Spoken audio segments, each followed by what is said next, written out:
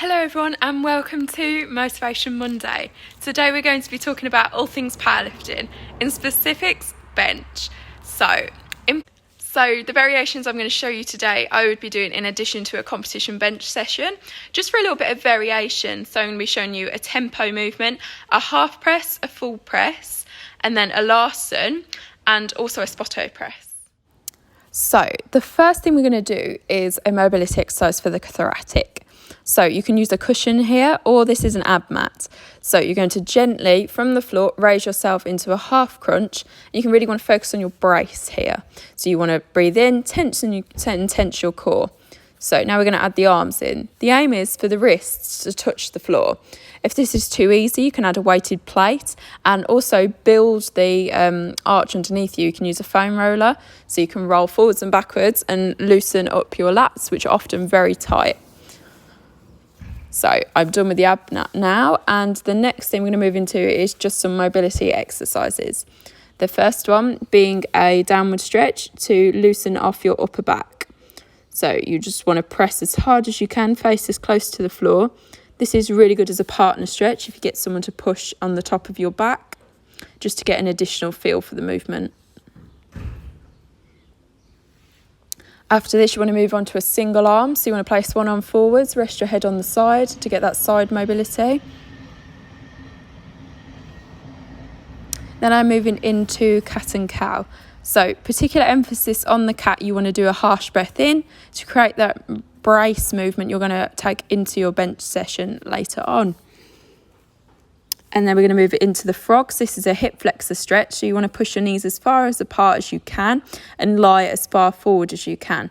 This is quite an intensive stretch. So if you can't go that far forwards, please don't worry about it. Before I get going, I like to add a small dynamic exercise. So here I'm doing a full range push-up, but then the second exercise is a half rep. So I feel a lot more tension in my triceps when I do this, and I find that particularly effective going into my bench set. So another common question a lot of people ask is surrounding footwear and why athletes choose to wear certain shoes. So I personally wear Reebok Legacy lifters, which are Olympic lifting shoes. As you can see, they have a much higher heel than your trainer, and they just provide you a lot more stability. You'll find this especially important in your squats. So powerlifting shoes I would recommend personally, the Addy Powers, the Reebok Legacies, and for a cheaper option, if you go into More Mile, they have a pair of Olympic lifting shoes for £20. Right, so now we're moving into the main body of the session. So I'm going to show you here what the traditional bench press looks like. As you can see, I've not got an arch in my back and my feet are still flat on the floor. But now I'm going to show you a powerlifting arch. So the arch just brings my chest much closer to the bar and makes the press a lot easier. So I'm now going to shuffle my feet, and as you can see, my heels are firmly on the floor. Now, also take notice of the grip. I take a much wider grip and look at the reduced range of motion between the first video and the second. To get used to this position, I use a lot of tempo work. So for this, you're going to start, take the bar out, count down to 2, hold on the chest for 2, and then press up really fast. And this just gets you used to the movement and get used to the flow of the movement. Tempo work's really important in a program. Now we're moving on to an accessory. So this is Larsen press, and this isolates the upper body. As you can see, my feet are flat out in front of me, and I'm using a wide grip again, and you're going to take it down to the chest with an optional pause or straight through the movement.